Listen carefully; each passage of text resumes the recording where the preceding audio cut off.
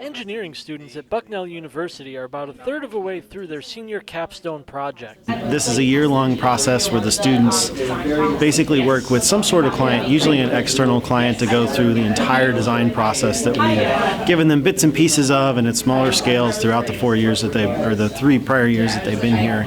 On Tuesday, one of those teams got to meet with the business they were partnering with, Amazon Robotics. And this is really where we cut them loose. They've got somebody to work with. They've got to identify the problem, go through, figure out what they want to do, fabricate it, evaluate it, test it, and then at the end they hand off whatever they have to the client. I think our relationship with Bucknell started about 3 or 4 years back. It's mostly been from a recruiting standpoint. We come here, we have had good luck with really bright students, and we've had a great time recruiting here.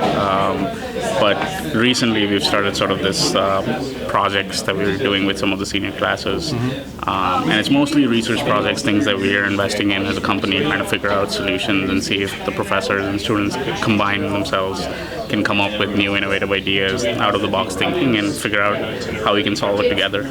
When I was a sophomore, I got an internship with a small company where I was programming a robot, and it was the most fun thing that I've ever done with electrical engineering. So when I heard Amazon Robotics and I knew the strides that they were taking towards the automation process, I decided that that was definitely the most interesting project ever.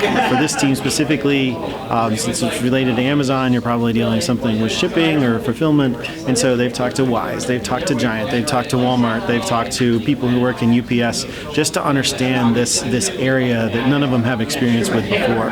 I'm interested in seeing how we can change and what interesting perspectives we can go from that isn't what they directly expect us to do.